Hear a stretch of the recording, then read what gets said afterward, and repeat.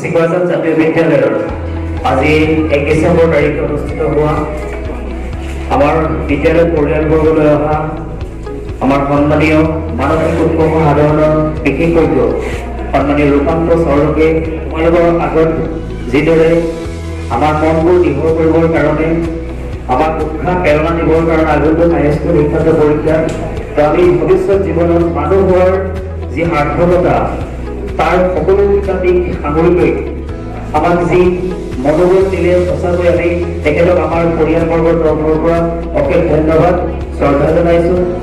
আমি শ্ৰদ্ধা জনাইছোঁ আমাৰ বিদ্যালয়ৰ অধ্যক্ষ মহোদয়, আমি শ্ৰদ্ধা জনাইছোঁ আমাৰ বিদ্যালয়ৰ সকলো শিক্ষক শিক্ষয়িত্ৰী, আমি ধন্যবাদ জনাইছোঁ আমাৰ বিদ্যালয়ৰ মৰমৰ ছাত্ৰ ছাত্ৰী তথা আমাৰ অভিভাৱক মহোদয়সকলক। লগতে তোমালোকক যিদৰে উৎসাহ উদ্দীপনা প্ৰেৰণা দিবৰ কাৰণে ছাৰে ইমান ব্যস্ততাৰ মাজত থাকি আমাক উৎসাহ উদ্দীপনা যোগালে, ঠিক তেনেকৈ তোমালোকে নিশ্চয় বহুতে জানা বা বহুতে গম পোৱা নাই।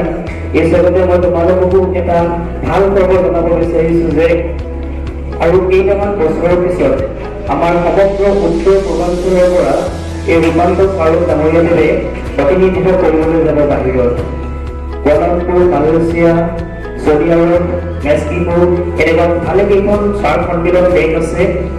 সেই ৰাষ্ট্ৰবিলাকত ছাৰ প্ৰতিনিধিত্ব কৰিবলৈ যাব। উত্তৰ পূৰ্বাঞ্চলৰ পৰা নিৰ্বাচিত হৈছে আৰু কেইটামান বছৰ আছে, প্ৰায় 2 বছৰ নাইকৈ। সেইকাৰণে ছাৰে আমাক যেনেকৈ উৎসাহ উদ্দীপনা প্ৰেৰণা দিবলৈ আহিছিলে, ঠিক তেনেকৈ আমিও ছাৰৰ ভৱিষ্যতৰ এই যাত্ৰা যাতে সুন্দৰভাৱে পৰিচালনা কৰি আহিব পাৰে, অসমৰ নাম অসমৰ বহু সন্তান হিচাপে অটুট ৰাখিব পাৰে। তো আমাৰ বিদ্যালয়ৰ তৰফৰ পৰাও আমাৰ সকলো ছাত্ৰ ছাত্ৰীৰ তৰফৰ পৰা আমি সকলো ছাৰলৈ শুভেচ্ছা জনাইছোঁ, প্ৰেৰণা জনাইছোঁ। অনাগত দিনত ছাৰে যি মন্তব্য আগবঢ়াইছিল যে তোমালোকৰ উদ্দেশ্যে যে ভৱিষ্যতে তোমালোকৰ যি সপোন আছে বা ফলাফলৰ ভিত্তিত কৰি আহিম নাহিম এটা ছাৰে মনত এটা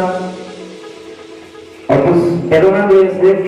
তো আমি আমাৰ বিদ্যালয়ৰ পৰিয়ালৰ পৰা আমি খোলাকৈ কৈছোঁ যে অনাগত দিনত নিশ্চয় তেখেতে আহিব লাগিব আৰু আমি সকলো ছাত্ৰ ছাত্ৰী আশা কৰিছোঁ তেখেত নিশ্চয় আহিব আৰু এই সপোনটো হ'ব তোমালোকৰ 2020 বৰ্ষৰ যেতিয়া ফলাফল ঘোষিত হ'ব আৰু 9ম শ্ৰেণীৰ যেতিয়া ফলাফল ঘোষিত হ'ব তেতিয়া আমি নিশ্চয় তাৰ প্ৰাক মুহূৰ্তত আমি মাতিম, আকৌ আহিব, সদায় লগ পাই।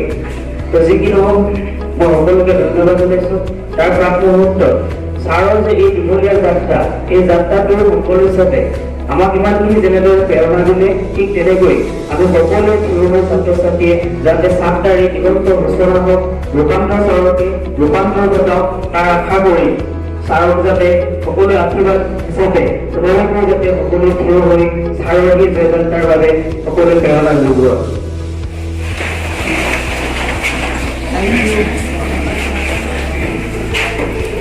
ধন্যবাদ জনাইছোঁ সকলোকে। মই শেষত আমি আমাৰ এই মহান কাৰ্যসূচীটো অন্ত পৰিছে, তাৰ অন্ত পৰাৰ প্ৰাক ক্ষণত আমাৰ অসমৰ